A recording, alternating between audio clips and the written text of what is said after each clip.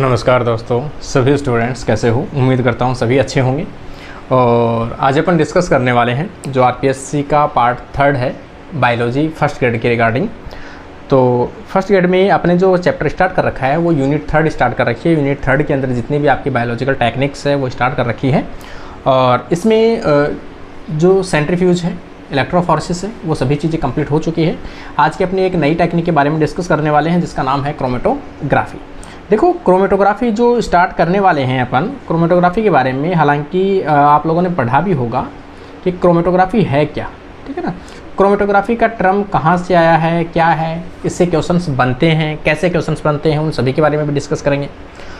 और अपन देखते हैं कि क्रोमेटोग्राफी है क्या। सबसे पहले तो देखो, क्रोमेटोग्राफी, यहाँ पर जो क्रोमेटोग्राफी जो है कलर से लिया गया है और ग्राफी मतलब पेपर, ठीक है। किसी भी इन्होंने सबसे पहले जो ये टेक्निक यूज में ली गई थी वहाँ पर एक पेपर की सहायता से, एक पेपर के ऊपर इन्होंने जो प्लांट्स की पत्तियों में जो पिगमेंट्स पाए जाते हैं, क्लोरोफिल्स पाए जाते हैं, डिफरेंट टाइप के पिगमेंट्स पाए जाते हैं, उन पिगमेंट्स को इन्होंने क्या किया था, सेपरेट किए थे।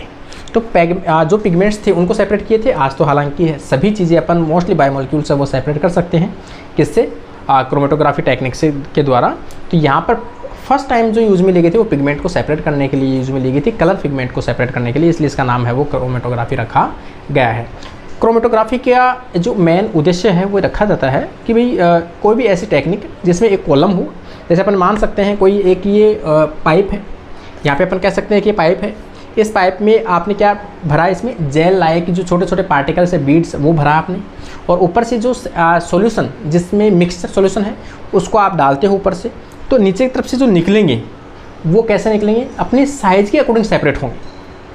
समझ रहे हो आप। सबसे इसमें देखो एक उल्टा है, इसमें जो पहले निकलेंगे नीचे की तरफ वो कौन से निकलेंगे, बड़ी साइज़ के जो पार्टिकल्स होंगे वो पहले निकल जाएंगे और छोटी साइज़ के जो पार्टिकल्स होंगे वो बाद में निकलते हैं। आपको क्रोमेटोग्राफी में विशेष तौर से ध्यान रखना है कि पहले जो सेपरेट होंगे वो कौन से होंगे कि बड़े साइज़ के जो मॉलिक्यूल्स हैं वो निकल जाएंगे और छोटी साइज़ के मॉलिक्यूल्स हैं वो बाद में निकलेंगे।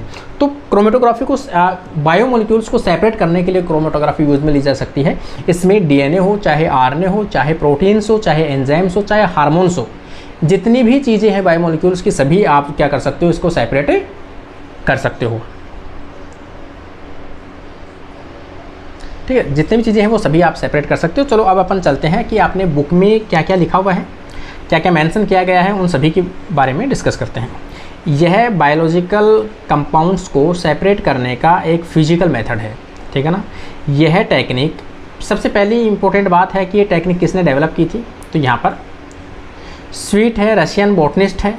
इसका नाम जो है वो क्या है, स्वीट के नाम से आप याद रख सकते हो, TSWETT, स्वीट के नाम से भी आप याद रख सकते हो, ने विकसित की थी। और इन्हें फादर ऑफ क्रोमेटोग्राफी के नाम से भी जाना जाता है। जो दोनों लाइन है वो फर्स्ट ग्रेड के अकॉर्डिंग इंपॉर्टेंट है और आपको याद में रखनी है, ठीक है ना। इसका जो यूज है विभिन्न प्लांट पिगमेंट को सेपरेट करने के लिए यूज में लिया गया था, इसलिए इसका जो नाम है उनके पिगमेंट्स के आधार पर, इनका कलर के आधार पर इनका नाम रखा गया है क्रोमेटोग्राफी। आगे अपन देखेंगे, यह ग्रीक वर्ड क्रोमाट्रम मतलब कलर से बनाया गया है और ग्राफियन मतलब राइटिंग से लिया गया है, किसी भी पेपर के ऊपर जो पिगमेंट्स के स्पॉट्स दिखाई देते हैं, ठीक है ना। यहाँ पे अपन देखेंगे यह एक सिंपल प्रिंसिपल पर आधारित है तथा जांच या एग्जामाइन करने के लिए सैंपल जो भी सॉल्यूट एक साथ मिक्सचर है को दो अमिश्रणीय फेज, इसमें दो फेज यूज में आती है क्रोमेटोग्राफी में, दो फेज यूज में आती है। एक होती है सॉलिड फेज और एक होती है लिक्विड फेज। जैसे सॉलिड फेज जो होती है उसे स्टेशनरी फेज कहते हैं, मतलब स्टेबल है वो, स्टेशनरी फेज है। एक है गति करने वाली फेज, उसे कहते हैं मोबाइल फेज, ठीक है। दो प्रकार की होती है। तो यहाँ पे एक देखेंगे अपन, जो भी क्रोमेटोग्राफी होगी, क्रोमेटोग्राफी जो इक्विपमेंट है, चाहे वो टेस्ट ट्यूब हो, चाहे कॉलम क्रोमेटोग्राफी हो, कोई भी हो, उनके अंदर जो बीड्स या जेल जो भरेंगे वो कौन सी होती है, स्टेशनरी फेज होती है वो उसकी, मतलब वो स्टेबल है उसके अंदर। और जो मिक्सचर आपका है, जिस मिक्सचर में सभी कंपोनेंट्स है जिनको आप सेपरेट करना चाहते हो, वो किस फेज में होगी, लिक्विड फेज में। तो वो अपन ऊपर से डालेंगे तो नीचे से वो क्या होगा, सेपरेट होगा अपनी साइज़ के अकॉर्डिंग, अपने आयंस के अकॉर्डिंग, अपनी प्रॉपर्टीज़ के अकॉर्डिंग। तो यहाँ पर दो प्रकार की फेज होगी, स्टेशनरी फेज जो कॉलम के अंदर पहले से फिक्स होता है। अगर आप पेपर क्रोमेटोग्राफी की बात करोगे तो पेपर वहाँ पर क्या है, स्टेशनरी है। अगर आप सिलिका जेल की बात करोगे, सिलिका जेल क्रोमेटोग्राफी की, तो वहाँ पर जो सिलिका की जेल है वो क्या है, स्टेशनरी है। और जो सॉल्वेंट आप ऊपर से डालोगे वो क्या है, मोबाइल फेज होती है। तो यहाँ पर अपन देखेंगे एक इसमें मोबाइल फेज होती है, जबकि एक इसमें स्टेशनरी फेज होती है, और दोनों के बीच में इंटरेक्शन होता है। इस आधार पर मॉलिक्यूल सब सेपरेट होते हैं। लार्ज मॉलिक्यूल, मैं आपको बार बार इसी चीज़ के ऊपर फोकस डाल रहा हूँ, लार्ज मॉलिक्यूल पहले सेपरेट होते हैं, स्मॉल मॉलिक्यूल बाद में सेपरेट होते हैं। इसमें दोनों फेज हैं वो अलग अलग हो सकती है भाई। जैसे मैंने अभी बताया आपको कि फेज कैसी हो सकती है, एक मोबाइल होती है, एक लिक्विड होती है, एक सॉलिड होती है। तो यहाँ पर अलग अलग भी हो सकती है। जैसे मान लो कि एक फेज सॉलिड है तो दूसरी लिक्विड है, ये तो ठीक है। एक फेज गैस है तो दूसरी लिक्विड हो सकती है। एक ऐसी क्रोमेटोग्राफी हो जिसमें दोनों फेज कैसी हो सकती है, लिक्विड लिक्विड भी हो सकती है, ठीक है ना। यहाँ पर स्टेशनरी फेज अपन देखेंगे कौन सी होती है। और स्टेशनरी में एक टर्म यूज़ में आता है कि जो क्रोमेटोग्राफी अपन यूज़ में लेते हैं, इसमें मॉलिक्यूल सेपरेट करता है तो वो किस बेस पे करता है, तो वो एड्जॉर्बेंट पे करता है, ना कि एब्जॉर्प्शन। दो टर्म आते हैं, एक एब्जॉर्प्शन और एक एड्जॉर्प्शन। देखो यहाँ पे मैं टर्म आपको बताता हूँ, ये सरफेस है कोई, ये सरफेस है। यहाँ पे अपन देखेंगे छोटे छोटे पार्टिकल्स इसके पास में आते हैं। यहाँ दो चीज़ें हो सकती हैं, एक तो ये डायरेक्ट इसके अंदर चला जाए, ये तो क्या है, एब्जॉर्बेंस है। कोई भी पार्टिकल जो डायरेक्ट अंदर चला जाए किसी भी सरफेस के अंदर, तो वो क्या है, एब्जॉर्बेंस है। एड्जॉर्बेंस का मतलब होता है कि ये पार्टिकल पहले कहाँ पे जाएंगे, इसकी सरफेस के ऊपर अटैच होंगे जाकर, और फिर धीरे धीरे अंदर की तरफ जाते हैं, तो वो क्या कहलाता है, एड्जॉर्बेंस कहलाता है। सेम इसी क्रोमेटोग्राफी किस बेस पे होती है भाई, आपको याद रखना है, क्वेश्चन किसी एग्जाम में पूछा भी था, ये एड्जॉर्बेंस के बेसिस पे होती है, ठीक है ना। किस पे काम करती है, एड्जॉर्बेंस पे। ये स्टेशनरी फेज की बात कर रहे हैं अपन। स्टेशनरी फेज ये सॉलिड या लिक्विड हो सकते हैं। जो सॉलिड सरफेस पर का कार्य करते हैं, ये मूवमेंट या गति नहीं करते हैं। दूसरी फेज कौन सी होती है, लिक्विड फेज होती है, मोबाइल फेज होती है। ये स्टेशनरी फेज से होते हुए मूव करते हैं, मतलब मूवमेंट करते हैं, जो सैंपल के साथ में मूव करता है, तथा मोस्टली लिक्विड होती है। और कभी कभी क्या होते हैं, गैस फेज भी हो सकती है। ये भी क्या होती है, मोबाइल फेज होती है। क्योंकि जो HPLC है, HPLC में अपन क्या करते हैं, गैस पंप करते हैं। तो गैस के थ्रू हाई प्रेशर के साथ में जो भी सॉल्वेंट है, सॉल्वेंट के अंदर जो सोल्यूट है, वो क्या कर सकते हैं, अपन सेपरेट कर सकते हैं, या गैस के थ्रू सेपरेट कर पाएंगे। तो यहाँ पर जो मोबाइल फेज है वो क्या होगी, गैस होगी, ठीक है ना। आगे अपन देखेंगे,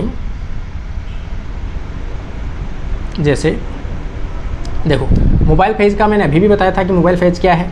तो यहाँ पर मोबाइल फेज जो है, जैसे रनिंग करने वाली जो होती है, मैंने बताया ना, सॉल्वेंट आपको ऊपर से डालना है, वो वाली हो सकती है। स्टेशनरी फेज क्या, स्टेशनरी फेज की प्रॉपर्टी जो है वो कैसी हो सकती है भाई, स्टेशनरी फेज की जो प्रॉपर्टी है वो हाइड्रोफोबिक हो सकती है, चार्ज हो सकती है, और पोरस हो सकती है। जैसे कॉलम क्रोमेटोग्राफी में तो कौन सी आएगी, पोरस आएगी, तो कि पोर से होते हुए। और चार्ज में कहाँ पे आएगी, जैसे मान लो कोई भी चार्ज प्रोटीन आप सेपरेट करना चाहते हो, कोई चार्ज DNA या RNA सेपरेट करना चाहते हो, हाइड्रोफोबिक कोई भी लिपिड सेपरेट करना चाहते हो, तो उन आधार पर स्टेशनरी फेज का जो नेचर है, प्रॉपर्टी है, वो अलग अलग हो सकती है। हाइड्रोफोबिक भी हो सकती है, चार्ज भी हो सकती है, और पोरस भी हो सकती है। देखो ये इंपॉर्टेंट लाइन है जो मैं आपको यहाँ बता रहा हूँ। जेल इलेक्ट्रोफोरेसिस के ये टेक्निक जो होती है वो विपरीत होती है, क्योंकि इसमें लार्ज मॉलिक्यूल फास्ट मूव करते हैं, नीचे की तरफ जल्दी निकलते हैं, जबकि स्मॉल मॉलिक्यूल है वो स्लो मूव करते हैं और लेट निकलते हैं। जबकि जेल इलेक्ट्रोफोरेसिस में स्मॉल मॉलिक्यूल है वो फास्ट मूव करते हैं, लार्ज साइज़ के मॉलिक्यूल होते हैं वो लेट मूवमेंट करते हैं। यहाँ पे मैंने एक डायग्राम ड्रॉ किया है आप लोगों के सामने, शायद वो समझ सको आप लोग। यहाँ पे एक अपन ने एक कॉलम बनाया है कुछ इस प्रकार से, यहाँ पे, ठीक है ना, यहाँ पे कॉलम बनाया है, और इस कॉलम में दो प्रकार के पार्टिकल हैं जो सॉल्वेंट में डिजोल्व है। ये तो सॉलिड स्ट्रक्चर है जो पार्टिकल है ना, ये तो क्या है, इसमें बीड है, किसके, जेल के। जो भी आपने सिलिका जेल भरी है उनके क्या है, ये बीड्स है। उनके थ्रू आप क्या डाल रहे हो, इसमें सॉल्वेंट डाल रहे हो। सॉल्वेंट में दो प्रकार के मिक्सचर हैं, एक बड़े पार्टिकल हैं और एक क्या है, छोटे पार्टिकल हैं। अब आप क्या चाहते हो कि पहले कौन से निकले, साइज़ के अकॉर्डिंग छोटे निकलने चाहिए। लेकिन जो बीड्स होते हैं इनमें जैसे ही आप मिक्सचर डालोगे तो इन बीड्स के, जो बीड का मतलब होता है कि भाई इस प्रकार के पार्टिकल हो, और उनमें भी क्या हो, छोटे छोटे छेद होते हैं, इस प्रकार की स्ट्रक्चर होती है। तो जो बीड होते हैं कुछ इस प्रकार के जो जेल के बने हुए होते हैं, तो बड़े साइज़ के जो मॉलिक्यूल है वो यहाँ से होते हुए निकल जाएंगे, दो बीड्स के बीचों बीच से ऐसे निकल के निकल जाएगा। लेकिन जो छोटे पार्टिकल्स हैं ये वाले, इनके जो पोर है इनमें फंस के रह जाएंगे, समझ रहे हो? इसका मतलब जो बड़े पार्टिकल हैं वो पहले निकलेंगे। यहाँ पे मैंने दिखाया है कि ये जो बड़े पार्टिकल है ये पहले निकलेंगे। यहाँ पे लिखा है larger molecule elute first and fast, जबकि जो स्मॉल मॉलिक्यूल जो होते हैं वो क्या होते हैं, वेरी स्लो मूवमेंट करते हैं। क्यों करते हैं? क्योंकि ये जो जेल के बीड्स होते हैं उनमें फंस के रह जाते हैं। स्मॉल पार्टिकल जो होते हैं वो बीड पोरस में फंस जाते हैं, जिससे स्लो या लेटर इल्यूट करते हैं। इल्यूट का मतलब यहाँ पे है कि भाई जो पोरस से या फिर अपन कह सकते हैं कॉलम से जो बाहर निकलता है पहले, जो उसे क्या कहते हैं, इल्यूट कहते हैं, बाहर की तरफ निकलना, इल्यूशन। क्रोमेटोग्राफी के द्वारा स्मॉल मॉलिक्यूल को सेपरेट व आइडेंटिफिकेशन किया जा सकता है, जैसे एमिनो एसिड्स है, कार्बोहाइड्रेट है, फैटी एसिड्स है, एमिनो एसिड्स है, न्यूक्लिक एसिड्स है और प्रोटीन्स है। इन सभी को सेपरेट किया जा सकता है। क्रोमेटोग्राफी कितने प्रकार की हो सकती है, तो यहाँ आप देख पाते हो, एक तो गैस क्रोमेटोग्राफी है,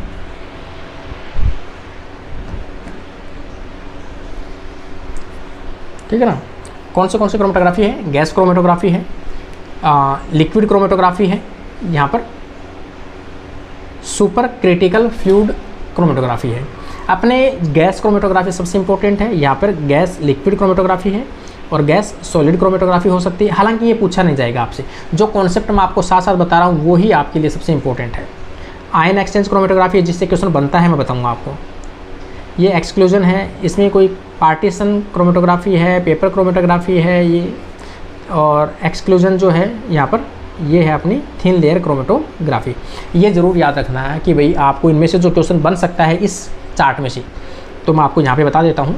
एक तो आपको ये याद रखना है कि जो पेपर क्रोमेटोग्राफी होती है, जो आप लोग एमएससी में, बीएससी में आप लोगों ने परफॉर्म की होगी, जो पेपर अपन स्ट्रिप कटिंग करते हैं, और जो हल्दी से भी आप सेपरेट किए होंगे, प्लांट के पिगमेंट वो भी सेपरेट किए होंगे आप लोगों ने, तो वो अपन लगाते हैं और उनसे क्या करते हैं, एक सॉल्वेंट के अंदर उनको लगा दिया जाता है, लटका दिया जाता है, और धीरे धीरे सॉल्वेंट की सहायता से ऊपर की तरफ क्या होता है, अपना पिगमेंट है वो चढ़ता है और वो सेपरेट होता रहता है। तो वो जो पेपर क्रोमेटोग्राफी है वो किसका एग्जाम्पल है, आपको ये इंपॉर्टेंट है। तो ये किसका एग्जाम्पल है? ये पार्टीशन जो है, ये पोर्शन लिखा हुआ ना, पोर्शन क्रोमेटोग्राफी, ये पार्टीशन क्रोमेटोग्राफी है। पार्टीशन क्रोमेटोग्राफी का एग्जाम्पल कौन सा? Paper chromatography. जबकि थिन लेयर क्रोमेटोग्राफी जो है, सिलिका जेल वाली, वो किसका एग्जाम्पल है भाई? ये एग्जाम्पल है एक्सक्लूजन वाली का, मतलब इसी का एग्जाम्पल है ये liquid solid absorption. Liquid solid absorption का एग्जाम्पल है ना ये, यहाँ पे इसका एग्जाम्पल है ये। लिक्विड सॉलिड एब्जॉर्प्शन के बेसिस पे तो कौन सी होती है? TLC, thin layer chromatography. और पेपर क्रोमेटोग्राफी है वो पार्टीशन टेक्निक के ऊपर डिपेंड है। क्रोमेटोग्राफी के टाइप्स जो इंपॉर्टेंट है मैं आपको भी बता देता हूँ, कौन से आपको पढ़ने हैं। इनमें से एक तो कॉलम क्रोमेटोग्राफी सबसे बेस्ट पढ़नी ही है आपको, और कौन से इसमें केमिकल यूज़ में आते हैं, क्या क्या यूज़ में आते हैं, स्टेशनरी फेज में खास तौर से क्या यूज़ में आता है वो पूछा जाता है। पेपर क्रोमेटोग्राफी बेसिक है जो आप सबको पता भी होगा। Ion exchange chromatography very important है। एफिनिटी क्रोमेटोग्राफी वेरी इंपॉर्टेंट है। थिन लेयर ये बेसिक चीज़ें हैं। गैस क्रोमेटोग्राफी भी ठीक है, वेरी इंपॉर्टेंट है। High pressure liquid chromatography, HPLC, high pressure liquid chromatography very important technique है। यहाँ पे अपन देखेंगे पहली जो है सीट क्रोमेटोग्राफी, और ये किस बेस पे काम करती है, तो ये एड्जॉर्प्शन पे काम करती है। यहाँ पर अपन कह सकते हैं थिन लेयर क्रोमेटोग्राफी।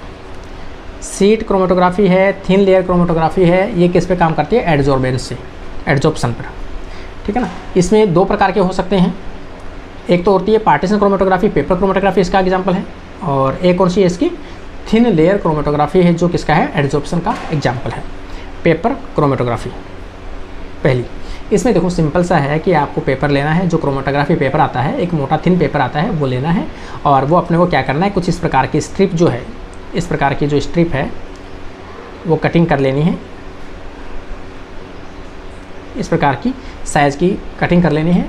और जो पिगमेंट आप सेपरेट करना चाहते हो उसको क्या करना है, एक सॉल्वेंट के अंदर डिजोल्व करके, जो भी वो सॉल्वेंट वगैरह नहीं पूछा जाता आपसे, सॉल्वेंट वगैरह, सॉल्वेंट इसमें दिया भी होगा, मैंने भी एग्जांपल बता दूंगा, तो उसमें डिजोल्व करके आपको क्या करना है, यहाँ पर डॉट लगा लेना है, यहाँ पे लगा दिया, और यहाँ से इनको क्या करना है, बांध देना है यहाँ से, और इसको किस में रखना है, एक बड़े जार के अंदर इसको रखना है इस प्रकार से। ये आपने क्या बनाया है, एक जार बना दिया है, ये वाला क्या है, जार है, इस जार के अंदर इसको लगा देना है। इसमें क्या भर देना है आपको, लिक्विड भर देना है यहाँ पे। तो यहाँ पे आप लिक्विड भरोगे, ये लिक्विड भर देना है, ये लिक्विड भरना है यहाँ ना, इस प्रकार से। और अब आप क्या करोगे, इसको ऊपर से बंद कर दोगे यहाँ से और कुछ टाइम के लिए इसको छोड़ देना है। आपको भी पता है कि वाटर के साथ में, सॉल्वेंट के साथ में ये जो पिगमेंट के आपने डॉट लगाए हैं यहाँ पे रेड कलर वाले, ये भी क्या होंगे, धीरे धीरे ऊपर की तरफ खिसकेंगे, क्योंकि सॉल्वेंट कहाँ जाएगा, नीचे की तरफ ज़्यादा सॉल्वेंट है, ऊपर की तरफ पेपर सूखा है, तो अपनी high concentration to low concentration के ऊपर की तरफ चढ़ेगा ये। तो जैसे जैसे सॉल्वेंट चढ़ता है उसी के साथ साथ ही जो स्पॉट आपने लगाया है उसमें क्या है, सॉल्वेंट है, मतलब सोल्यूट है, तो वो सोल्यूट भी क्या होगा, साथ साथ में सेपरेट होंगे अपनी साइज़ के अकॉर्डिंग। तो पिगमेंट्स है वो आप सेपरेट कर पाओगे। और जैसे इसको सुखाओगे, सुखाने के बाद में इसको पर्टिकुलर केमिकल के द्वारा इसे स्प्रे करोगे, तो इसमें क्या होते हैं, डिफरेंट कलर्स आते हैं, और डिफरेंट कलर जो है वो उन पिगमेंट्स का इंडिकेशन देते हैं कि कौन सा कलर है वो कौन सा पिगमेंट का है, ठीक है ना। ये इसका मेन एम होता है। इसमें ख़ास तौर से कौन सी चीज़ें हैं, देखो इसमें एक ही चीज़ ज़रूर इम्पोर्टेंट है भाई, एक तो ये कॉम्प्लेक्स मिक्सचर जो भी है उसका एनालिसिस करने में, पिगमेंट का एनालिसिस करने में काम आता है, और इसे हाई एंड फाइन क्वालिटी का सेलुलोज पेपर यूज़ में लिया जाता है। सेलुलोज पेपर होता है इसमें, और इसमें वाटमैन का जो क्रोमेटोग्राफी पेपर है वो भी यूज़ में लिया जाता है। एक इसमें देखेंगे अपन, इसमें जो मोबाइल फेज जो होती है, सॉल्वेंट जो होता है, मोबाइल फेज जो होती है उसमें कौन से केमिकल सॉल्वेंट जो है वो केमिकल यूज में आते हैं।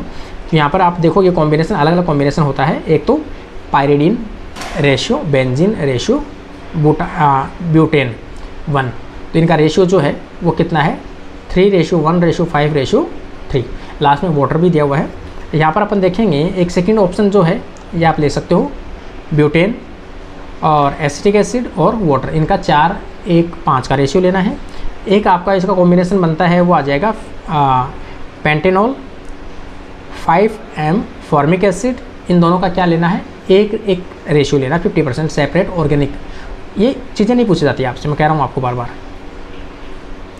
देखो ये मैंने अभी जो जार बना के दिखाया था आपको, यहाँ पे ये स्ट्रिप लगी हुई है, ये क्या लगी हुई है, स्ट्रिप लगी हुई है, ये स्ट्रिप लगी हुई है। यहाँ पे अपन ने क्या लगाया है, स्पॉट लगाया है, ये वाला स्पॉट लगाया है। ये एक जार है, इस प्रकार से इस जार में केमिकल भरा है, और ये ऊपर की तरफ क्या करेगा, मूवमेंट करेगा, सॉल्वेंट ऊपर की तरफ मूवमेंट करेगा, तो क्या होगा, यहाँ पर पिगमेंट भी है वो मूवमेंट करेगा। और ये 3 पिगमेंट मिला है इनको, तो ये पिगमेंट को कैलकुलेट करने के लिए आपको क्या करना है, इनकी फ्रिक्वेंसी निकाल लेनी है, ठीक है ना। तो यहाँ पर इनमें RF है ना, RF जो वैल्यू है कैलकुलेट किया जाता है इनकी, रिटार्डेशन फैक्टर जो होता है, रिटार्डेशन फैक्टर, RF वैल्यू निकालनी है। RF वैल्यू को कैलकुलेट करने के लिए x/y यूज़ में लेते हैं, और x क्या है, तो x तो हो जाएगी कि जो आपने सॉल्वेंट, जो पिगमेंट आप सेपरेट करना चाहते हो वो कितना ट्रैवल किया है उस स्पॉट से लेकर, वो आ जाएगा। तो यहाँ पर लिखा भी है मैंने फॉर्मूले के अंदर, यहाँ पर डिस्टेंस ट्रैवल्ड बाय कंपोनेंट, मतलब सॉल्वेंट, मतलब सॉल्यूट कह सकते हो ना, और डिस्टेंस ट्रैवल्ड बाय सॉल्वेंट, जो लिक्विड आपने नीचे भरा है वो पेपर में कितने ऊपर तक चढ़ा है उसका मेजर, उसका माप ले लोगे स्केल से। और ऊपर की तरफ जो पिगमेंट है, जैसे 3 पिगमेंट सेपरेट हुए हैं अलग अलग, उनका माप लो x1 x2 x3 करके, तो इस प्रकार से आप निकाल सकते हो। जैसे मान लो कि यहाँ पर RF वैल्यू अपन देखेंगे कि 5/10 है, 10 तो क्या चढ़ा है, 10 सेंटीमीटर मान लो, mm मान लो, ये तो क्या चढ़ा है आपका सॉल्वेंट है, और 5 जो है वो किसकी ट्रैवल है, आपके सोल्यूट की, तो 5/10 आ जाएगा, तो 0.5 आ जाएगी इसकी, है ना, क्या आ जाएगी, RF फर्स्ट। फिर दूसरे कंपोनेंट की निकालोगे तो RF2, तीसरे की निकालोगे RF3, तो इस प्रकार से आप कर सकते हो। और इनका आप कंपेयर आप कर सकते हो, स्टैंडर्ड जो गाइडलाइन होती है, स्टैंडर्ड जो मेजरमेंट होता है उसमें लिखा होता है सब, इतने पॉइंट्स इतना है, इसका मतलब ये पिगमेंट होता है, RF वैल्यू इक्वल टू इतना, तो वो ग्राफ में भी चेक कर सकते हो आप। अगली टेक्निक आ जाएगी थिन लेयर क्रोमेटोग्राफी, जो पहले किसकी बनी होती है, सिलिका जेल की बनी होती है, एडजॉर्बेंट के ऊपर वर्क करती है, ये चीज़ें इंपॉर्टेंट है। इसमें देखो आपको मैं मैन जो बता देता हूँ, खास तौर से इसको फार्माक्यूटिकल जो कंपोनेंट है, ड्रग्स है, उनको सेपरेट करने के लिए यूज़ में लिया जाता है। इसमें एक सीट आती है जिसको, ये जो प्लेट जो होती है सिलिका जेल वाली, वो किसकी बनी होती है, ग्लास की बनी हो सकती है, प्लास्टिक की बनी हो सकती है, और इनके ऊपर एल्यूमिनियम फॉयल की बनी हो सकती है, जो थिन एडजॉर्बेंट मिक्सचर से कोटेड रहती है, जिसमें सिलिका जेल भरा होता है, मतलब सिलिका जेल की पतली सी परत लगी होती है। इसमें एल्यूमिनियम ऑक्साइड हो सकता है, सेलुलोज हो सकता है, इसमें मोस्टली जो है कौन सी जेल भरी होती है, कौन सी जेल की परत लगी होती है, तो आप कहोगे सिलिका जेल जी। कौन सी जेल? सिलिका जेल जी जो है वो सबसे इंपॉर्टेंट होती है, जो थिन लेयर क्रोमेटोग्राफी में लगी होती है। यह भी RF वैल्यू कैलकुलेट किया जाता है, ये भी उसी बेस पे है, ठीक है ना। यहाँ पर अपन देखेंगे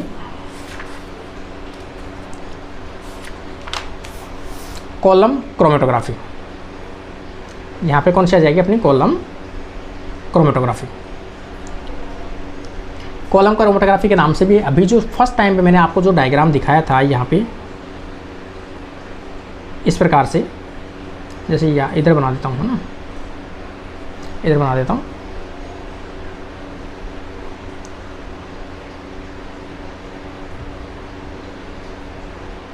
इस प्रकार से एक कॉलम बना हुआ आपके पास में, एक ट्यूब है जिसे अपन कॉलम कह रहे हैं।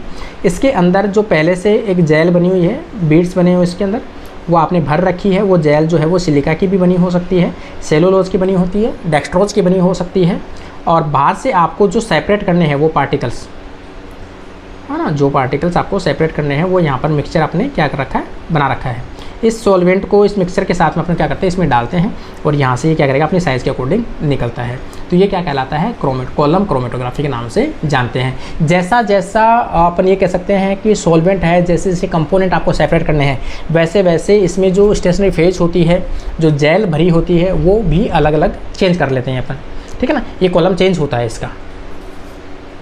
तो यहाँ पे अपन देखेंगे इस टेक्निक के द्वारा कंपोनेंट का प्यूरिफिकेशन व हाइड्रोफोबिसिटी व पोलरिटी के आधार पर किया जाता है। यह भी दो प्रकार की फेज यूज में ली जाती है। स्टेशनरी फेज सॉलिड होती है जो कॉलम में फिल की जाती है, जो एडजॉर्बेंट के रूप में काम करती है। क्रोमेटोग्राफी की विशेषता याद रखना भाई, क्रोमेटोग्राफी हमेशा एडजॉर्बेंट के ऊपर डिपेंड करती है। ये क्वेश्चन बार बार मैं बता रहा हूँ आपको। एडजॉर्बेंट के लिए सरफेस एरिया इंक्रीज किया जाता है। इसमें मोस्टली सिलिका जेल को यूज में लिया जाता है, देख लो, है ना, इसमें सिलिका जेल आती है। एडवांस टेक्निक के रूप में इसमें एलुमिना को भी यूज में लिया जाता है, ये भी याद रखना भाई। आजकल जो क्रोमेटोग्राफी है उसमें सिलिका जेल की जगह पर एलुमिना यूज में लिया जाता है। पहले सेलुलोज पाउडर को भी यूज में लिया जाता था। और जेल बेड्स के रूप में, अगर और भी जेल बीड्स बनाने हो, आपको जेल के छोटी छोटी गोलियाँ बनानी हो सेपरेट करने के लिए, तो वो उसमें कौन से केमिकल्स यूज में आते हैं? देखो, आपको सल्फेडेक्स आता है और सल्फेरोज, है ना, सल्फारोज को भी यूज़ में लिया जाता है। दूसरी अपन बात करेंगे मोबाइल फेज की। तो ये लिक्विड या सॉल्वेंट फेज होती है, जिसमें अपन जो भी कंपोनेंट आपको सेपरेट करने हैं, मिक्सचर सेपरेट करना है, उसको मिलाकर ऊपर की तरफ से अपन डालेंगे। ऑर्गेनिक सॉल्वेंट को यूज़ में लिया जाता है। इसमें सैंपल को मिक्स कर दिया जाता है। इसमें कॉलम के टॉप पर डाला जाता है, वो जो धीरे धीरे मूव करता है। इसके साथ साथ कंपोनेंट भी क्या होते हैं? सेपरेट होते जाते हैं। इसमें मॉलिक्यूल साइज़ व मास के आधार पर सेपरेट किया जाता है। इसमें लार्ज मॉलिक्यूल फास्ट मूव करते हैं, स्मॉल मॉलिक्यूल है वो स्लो मूव करते हैं। जो टेक्निक आपको मैं पहले डायग्राम बना चुका हूँ, यही डायग्राम है वो सेम का सेम, ठीक है ना। आगे अपन देखेंगे साइज एक्सक्लूजन। ये जो है वैसे फोर्थ टाइप इतनी खास इंपॉर्टेंट है नहीं, हालांकि, ठीक है ना। किसी भी मॉलिक्यूल की साइज़ मापने के लिए यूज़ में आती है। ये मॉलिक्यूल साइज़ व शेप के बेसिस पर सेपरेट करता है, इतनी खास नहीं है। इसमें कॉलम में पोरस जेल बीड भरी जाती है, पोरस वाली, जिसमें इनसॉल्युबल और हाइड्रेटेड पॉलीमर के बने होते हैं, जैसे पॉलीएक्रिल एमाइड के बीड्स बने होते हैं, ठीक है ना। पॉलीएक्रिल एमाइड के साथ साथ में इसमें सेफ्रेक्राइल और एक्राइल, सेफ एक्राइल भरा होता है, या फिर बायोजेल पी यूज़ में लिया जाता है। डेक्सट्रोज भी यूज़ में आता है, एग्रोज भी यूज़ में लिया जाता है। ये चीज़ें नहीं पूछी जाती भाई इसमें, आप ना एक चीज़ थोड़ा सा मैं बता देता हूँ इसमें भी, हालांकि कोई क्वेश्चन बनेगा तो। एक आता है जेल परमिएशन क्रोमेटोग्राफी, एक आता है जेल फिल्ट्रेशन क्रोमेटोग्राफी। दो प्रकार की जेल है। इसमें आप देखोगे अलग अलग। पहली जो जेल परमिएशन जो है, इसमें ऑर्गेनिक मोबाइल सॉल्वेंट यूज़ में लिया जाता है। एक आता है इसमें एक्वस मोबाइल सॉल्वेंट यूज़ में लिया जाता है, ठीक है ना। ये अलग अलग टाइप की है। फिल्ट्रेशन के नाम से ही है, किसी भी चीज़ को आप फिल्टर करना चाहते हो, उसके नेचर में जैसी उसकी प्रॉपर्टी है वैसी अगर आप रखना चाहते हो तो फिल्ट्रेशन क्रोमेटोग्राफ यूज़ में ले सकते हो। तो ये अलग अलग कॉलम है वो चेंज किया जा सकता है। फिर भी आपको कोई डाउट रहता है तो आप कमेंट सेक्शन में करें, मैं आपका रिप्लाई ज़रूर दूंगा। क्योंकि इंपॉर्टेंट जो भी चीज़ें हैं मैं आपको बता देता हूँ। यहाँ पे अपन देखेंगे ion exchange chromatography. Ion exchange chromatography. इसके तो नाम से ही आप समझ गए होंगे कि कोई भी मॉलिक्यूल्स है, चार्ज मॉलिक्यूल्स है, और जिस मॉलिक्यूल्स को आप इसमें सेपरेट करना चाहते हो उसके जस्ट अपोजिट चार्ज मॉलिक्यूल जो होंगे वो कैसे होंगे, अपने क्रोमेटोग्राफी के अंदर भरे होंगे अपने को। तो वो क्या करेंगे, अपने विपरीत चार्ज वाले को पकड़ लेंगे और जैसे जैसे आप पीएच चेंज करोगे वैसे वैसे वो मॉलिक्यूल को छोड़ते जाएगा और वैसे वैसे मॉलिक्यूल क्या होते जाएंगे, चेंज होते जाएंगे। इसका मतलब दो चीज़ हैं इसमें, कैटायन और एनायन, दो मेथड हैं। और विपरीत मॉलिक्यूल, विपरीत चार्ज के मॉलिक्यूल जो है आयन्स है वो इसमें भरे होते हैं, विपरीत चार्ज वाले जो जेल है वो भरे होते हैं, तो उनके बेसिस पे सेपरेट किया जाता है। तो जो आयनिक मॉलिक्यूल्स हैं, चार्ज मॉलिक्यूल, उनको सेपरेट करने के लिए उसमें लिया जाता है। इसमें चार्ज मॉलिक्यूल को सेपरेट कर सकते हैं। इसमें स्टेशनरी फेज के रूप में चार्ज मटेरियल यूज में लिया जाता है, मैंने अभी बताया आपको, जो सेपरेटिंग सॉल्यूशन के चार्ज के जस्ट अपोजिट होता है। जो आप सेपरेट करना चाहते हो नेगेटिव है तो बीड्स में क्या भरेंगे, पॉजिटिव। अगर बाहर का सैंपल आप पॉजिटिव है तो अंदर क्या भरेंगे, नेगेटिव, ठीक है ना। इसमें स्टेशनरी फेज में इनसोल्यूबल मैट्रिक्स से भरा होता है जो कोवलेंटली एनायन या कैटायन से अटैच होता है। जो भी आप मैट्रिक्स भरते हो, चाहे आप सेलुलोज भरो, चाहे आप सिलिका भरो, चाहे आप डेक्स्ट्रॉन भरो, कुछ भी भरो आप, उसके ऊपर क्या रहेगा, चार्ज रहेगा, ठीक है ना। ये जब सेपरेटिंग सॉल्यूट कॉलम से डाला जाता है तो मोबाइल लिक्विड फेज के साथ में विपरीत चार्ज वाले आयन एक्सचेंजर जो लगे हैं स्टेशनरी फेज में, है ना, स्टेशनरी फेज में, उन्हें क्या कहेंगे, आयन एक्सचेंजर के साथ में रिवर्सिबली मतलब अगर आप ये चेंज करते हो तो सेपरेट हो सकते हैं, उसे क्या बोलते हैं, रिवर्सिबल। ऐसा नहीं परमानेंट पकड़ के बैठ जाए तो फिर आप सेपरेट कैसे करोगे। इसका मतलब इनकी ये कह सकते हैं अपन, इनकी जो एफिनिटी है वो कैसे होनी चाहिए, थोड़ी वीक प्रकार की होनी चाहिए कि थोड़ा सा भी आप डिस्टर्ब करोगे तो वो निकल जाएगा नीचे की तरफ। तो इलेक्ट्रोस्टैटिक इंट्रैक्शन के साथ में बाइंड रहते हैं। ये इंट्रैक्शन चार्ज व साइज के डेंसिटी के अकॉर्डिंग डिपेंड करता है।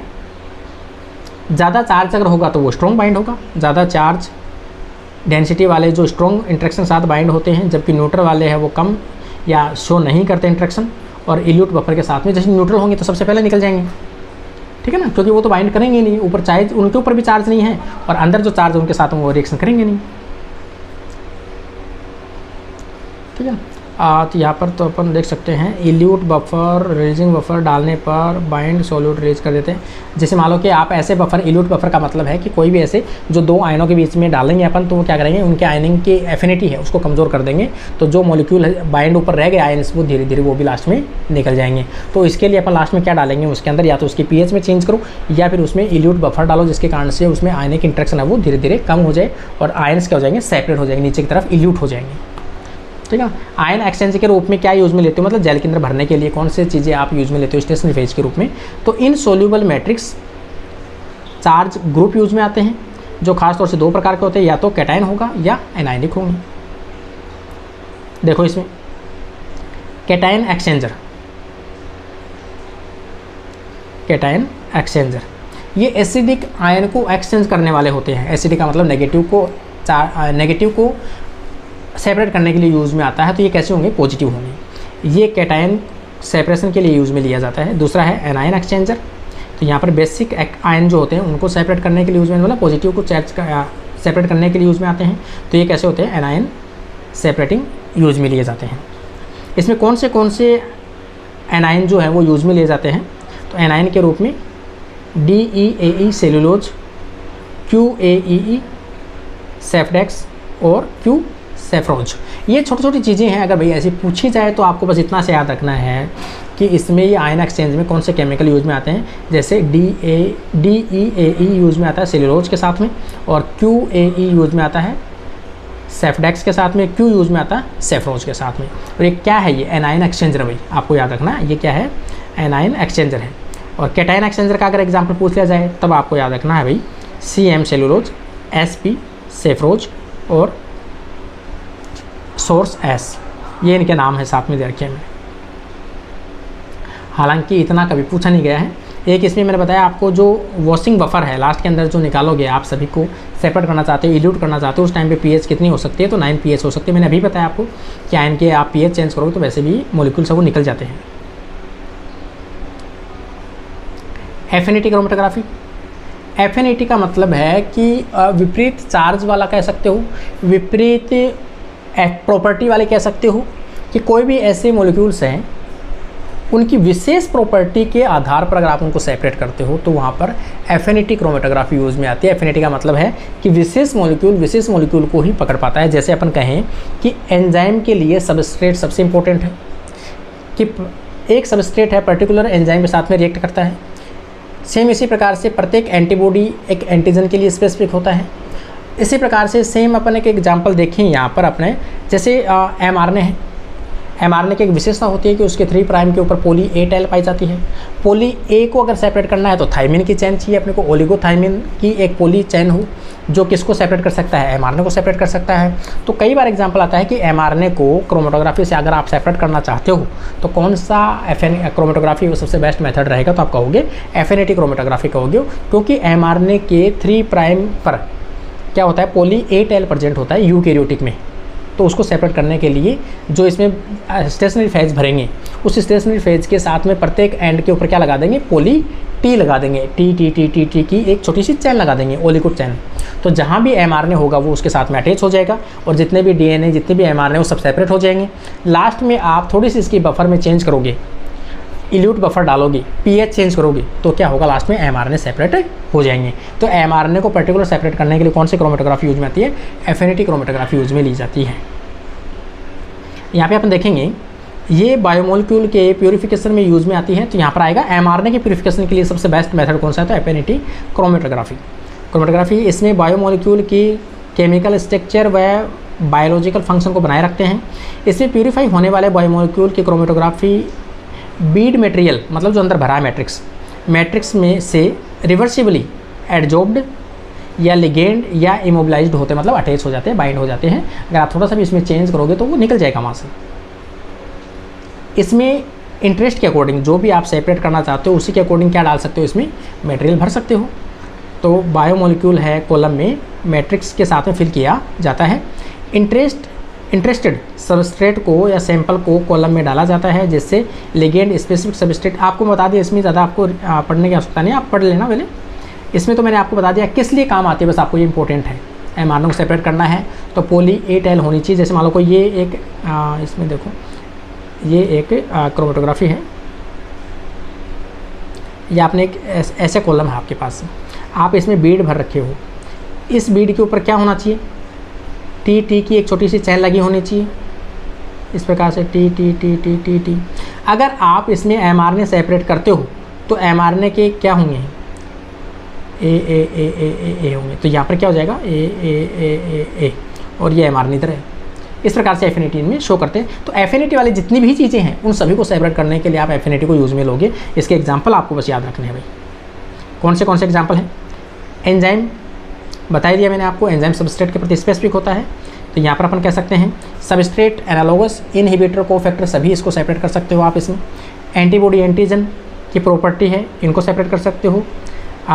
लैक्टिन है, लैक्टिन पॉलीसेकेराइड जो होता है उसके अगेंस्ट में होता है। एक चीज़ याद रखना भाई, लैक्टिन का जो एग्जाम्पल है वो कई बार पूछा जाता है। Lectin is very important term. Lectin क्या है, lectin is a simple protein which recognise on a particular carbohydrate. किसी भी कार्बोहाइड्रेट के साथ ही बाइंड होता है। इस प्रकार की जो प्रोटीन होती है उसे अपन क्या कहते हैं, लैक्टिन कहते हैं। याद रखना भी, बार बार बता रहा हूँ मैं, लैक्टिन टर्म कई बार एग्जाम में पूछा गया है कि लैक्टिन टर्म क्या है। लैक्टिन एक ऐसी प्रोटीन है जो किसी विशेष प्रकार के कार्बोहाइड्रेट या शुगर को पहचानने के लिए स्पेसिफिक होती है। ठीक है ना, यहाँ पर लिखा मैंने lectin polysaccharide glycoprotein cell surface receptor या सेल को पहचानने के लिए काम आती है। एक एविडिन काम आता है, ये टर्म भी यूज में आता है। एविडिन किसके प्रति स्पेसिफिक होता है, तो एविडिन जो होता है बायोटिन जो विटामिन है उसके प्रति कैसा होता है, स्पेसिफिक होता है। जैसे अभी बताया मैंने, लैक्टिन किसके लिए होता है, कार्बोहाइड्रेट या शुगर के। तो सेम इसी प्रकार से एविडिन किसके लिए होता है, तो बायोटिन के लिए होता है। दोनों टर्म वेरी इंपॉर्टेंट है। कॉलम्यूडिल, ये जो है कैलम्यूलिडिन है ना, कैलमोड्यूलिन, कॉलमोड्यूलिन जो है अपन जानते भी हैं कि ER का जो कैल्शियम निकलता है उस कैल्शियम को बाइंड करने के लिए काम आता है कॉलमोड्यूलिन, जो कैल्शियम के साथ में एफिनिटी शो करता है। तो यहाँ पर ये कैल्शियम बाइंडिंग मॉलिक्यूल होता है कॉलमोड्यूलिन। याद रखना भाई, कितने कैल्शियम बाइंड कर सकता है, 4 एक साथ में, ठीक है ना, 4 कैल्शियम एक साथ बाइंड कर सकता है कॉलमोड्यूलिन के ऊपर। कॉलमोड्यूलिन भी एक पेयर के रूप में पाया जाता है। और किसको सेपरेट कर सकते हो, पॉली ए टेल को सेपरेट कर सकते हो, मतलब mRNA को, mRNA को आप सेपरेट कर सकते हो। ग्लूटाथियोन को सेपरेट, ग्लूटाथियोन किसके साथ होता है, परऑक्सीडेज के रूप में काम करता है। और जो रिएक्टिव ऑक्सीजन स्पीसीज़ होती है ROS, रिएक्टिव ऑक्सीजन स्पीसीज होती है, और H2O2 उनको ब्रेक डाउन करने के लिए यूज़ में आता है। तो इसमें थायो ग्रुप पाया जाता है, S ग्रुप पाया जाता है, थायो ग्रुप SH, तो उनके लिए होता है ग्लूटाथियोन। तो ग्लूटाथियोन S ट्रांसफरेजेज के लिए यूज होता है। प्रोटीन AG मतलब एंटीबॉडी सेपरेट करने के लिए यूज़ में ली जाती है। ये इसमें आप कर दोगे आराम से, मैंने बता दिया आपको। इसमें mRNA को सेपरेट करने के लिए जो यूज़ में लिया जाता है, क्रोमेटोग्राफी यूज़ में ली जाती है। ये सभी मैंने चीज़ें इसमें डाल दी है, इसमें कोई ख़ास नहीं है, वो चीज़ें मैंने जो आपको बता दी अभी वही है ये सब। ये भी सेम वो क्यों वही रहेगी, एड्जॉर्बेंस के ऊपर काम करता है, सेम ये रहेगा।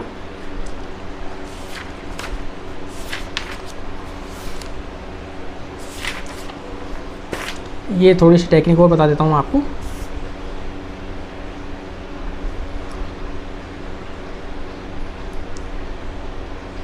यहाँ पे आप देखोगे HPLC, ये टेक्निक रहेगी। HPLC में देखो हाई लिक्विड है ना, ये यहाँ पर है HPLC, high performance liquid chromatography. इसका मतलब किसी भी मॉलिक्यूल को हाईली प्यूरिफाई करना है, अधिक स्पीड से प्यूरिफाई करना है, और छोटे पार्टिकल्स को सेपरेट करना है, छोटे मॉलिक्यूल्स को सेपरेट करना है, उनके लिए यूज़ में आता है। इसमें से जो क्वेश्चंस बनता है वो मैं आपको बता देता हूँ।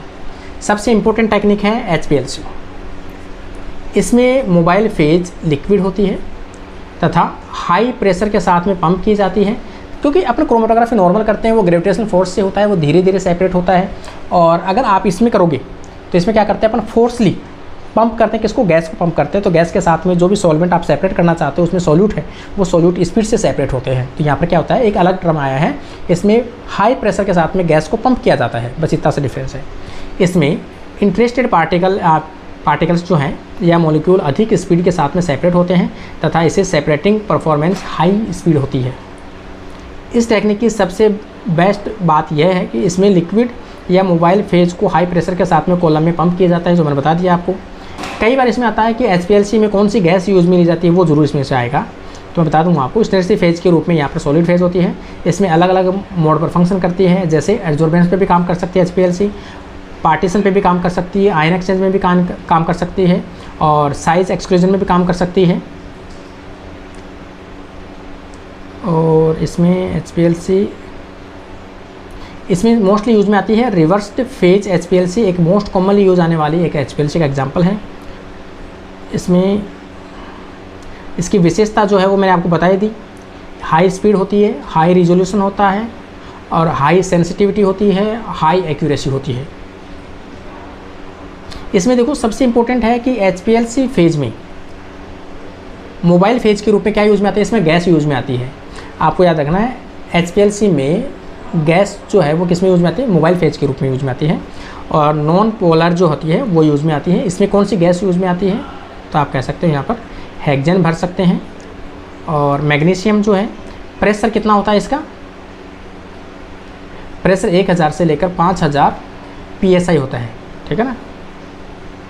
इसमें जो लिक्विड है मेथेन हो सकता है, अगर चाहो तो आप इसमें एसीटोनाइट्रेट यूज़ में लिया जाता है। इसमें गैस के रूप में अगर पूछा जाए, ये तो नॉन पोलर मॉलिक्यूल बताया मैंने आपको, हेक्सेन और मैग्नीशियम। यहाँ पर अगर HPLC में कौन सी गैस यूज़ में आती है, तो मोस्टली हीलियम और नाइट्रोजन यूज़ में आती है। ये क्वेश्चन काफ़ी बार रिपीट हो चुका भाई, ये वेरी वेरी इंपॉर्टेंट, इसमें से आपको इतना ज़रूर याद रखना है इसको, है ना। प्रेशर कितना होता है HPLC में, तो अलग अलग जगह अलग अलग लिखा होता है, लेकिन 5000 से अबोव प्रेशर होता है। 5000 से यहाँ पर लिखा हुआ है, 5800 से कितना लिखा हुआ है, हाँ 5800 से लेकर 7000 PSI का प्रेशर इसमें यूज़ में लिया जाता है, ठीक है ना। आगे गैस क्रोमेटोग्राफी है, इसमें दोनों फेज कैसी होती है, गैस ही होती है, ठीक है ना। गैस इसमें कौन सी गैस होती है भाई, कैरियर गैस होती है, ठीक है ना। स्टेशनरी फेज या सॉलिड एब्जॉर्बेंट के ऊपर काम करता है। इसमें सॉलिड, इसमें गैस जो होती है वो क्या होती है, सॉलिड क्रोमेटोग्राफी होती है। फिर भी इसमें लिक्विड क्रोमेटोग्राफी यूज में ली जाती है। इसमें खास इसमें कोई है नहीं। हाँ, इसमें से एक क्वेश्चन जरूर बन सकता है भाई, गैस क्रोमेटोग्राफी कहाँ पे यूज़ में आता है, तो जो भी वोलेटाइल है, गैसियस फॉर्म में जो उड़ने वाली चीज़ें हैं, केमिकल, जैसे मान लो परफ्यूम है, कई ऐसी चीज़ें हैं जो आप इन्वायरमेंट में छोड़ते ही वो क्या हो जाएगा, इन्वायरमेंट में डिफ्यूजन हो जाता है उनका। ऐसे कोई भी वोलेटाइल फॉर्म हो, ऐसे वोलेटाइल कोई भी केमिकल हो, अगर आप उनको सेपरेट करना चाहते हो तो कौन सी क्रोमेटोग्राफी यूज में आएगी, गैस क्रोमेटोग्राफी के द्वारा उसे सेपरेट किया जा सकता है। ठीक है ना। गैस क्रोमेटोग्राफी में मोस्टली वोलेटाइल सब्सटेंस, ठीक है ना, वोलेटाइल सब्सटेंस को एनालिसिस करने के लिए यूज़ में लिया जाता है, लेकिन वोलेटाइल थर्मली स्टेबल होने चाहिए। ऐसा नहीं हो कि क्योंकि ये जो क्रोमेटोग्राफी गैस वाली वो क्या होता है थोड़े टेम्परेचर पे परफॉर्म की जाती है, तो ऐसा नहीं हो कि थोड़ा सा टेम्परेचर सहन ना कर सके, इसलिए वो ही वोलेटाइल आप सेपरेट कर पाओगे जो थर्मो स्टेबिलिटी शो करते हो, मतलब थोड़ा सा टेम्परेचर अधिक हो तो उस पर भी वो स्टेबल अपनी प्रॉपर्टी ना खोए। ठीक है ना। गैस जो है वो एब्जॉर्प्शन पे कार्य करती है, जबकि गैस लिक्विड क्रोमेटोग्राफी पार्टीशन ये तो कुछ खास नहीं है, तो पहले बता चुका मैं आपको। इसमें जो गैस केमिकली जो गैस भरा जाता है वो कौन सी गैस भरी जाती है, एक तो हीलियम और एक नाइट्रोजन जो पहले बता चुका हूँ मैं, एक आर्गन है, एक हाइड्रोजन है। ये गैसेज जो है वो मोस्टली यूज में लेती है गैस क्रोमेटोग्राफी के अंदर। ये इसके टाइप है, कोई खास नहीं है इसमें से। कौन सी चीज़ें यूज में आ सकती है, ब्लड में एल्कोहल डिटेक्शन यूज में आ सकता है इसमें, और एरोमेटिक जो भी कंपाउंड है, एरोमेटिक कंपोनेंट्स हैं, बेंजीन है, टोल्यून है, इथाइल बेंजीन है, जाइलिन है, इनको सेपरेट कर सकते हो आप। फ्लेवर्स हैं, अलग अलग फ्लेवर है, फ्रेग्रेंस है, हाइड्रोकार्बन्स है, पेस्टिसाइड्स है, हर्बेसाइड्स है, ये सभी जो एग्जांपल मैं इसमें बता रहा हूँ आपको, पीसीबी है, डायोक्सिन्स है, सॉल्वेंट है, एनालिसिस, सभी चीज़ों को आप क्या कर सकते हो, सेपरेट कर सकते हो। तो ये आज की अपनी जो क्रोमेटोग्राफी है वो अपन कंप्लीट करते हैं, और अगला जो चैप्टर आएगा वो आ जाएगा कलोरीमेट्री, स्पेक्ट्रोफोटोमीटर कह सकते हैं, कलोरीमेट्री कह सकते हैं, जो आपके सिलेबस में मेंशन है वही टॉपिक अपना पढ़ना है, केवल इसमें से कोई भी एक्स्ट्रा नहीं पढ़ेंगे। कोई ऐसी क्लासेस नहीं बनाएंगे कि 100-200 क्लासेस बना दिए, आपको 100-200 क्लासेस आप देख ही नहीं पा रहे हो। अपन ज़्यादा से ज़्यादा 20 क्लास बनाएंगे, 10 आपको बना चुका हूँ, 10 क्लास और बनाएंगे, उसमें 20 क्लास बनाएंगे, वो भी आधी घंटे की क्लास है, ज़्यादा बड़ी क्लास भी नहीं है, आराम से आप देख सकते हो इनको। तो ठीक है ना। तो उम्मीद करता हूँ आपको पसंद आई होगी, तो आप लोग कमेंट ज़रूर करके जाइए कैसा आपको लगा रेस्पॉन्स। तो आज के लिए अपनी क्लास यहीं कंप्लीट होती है। Thank you.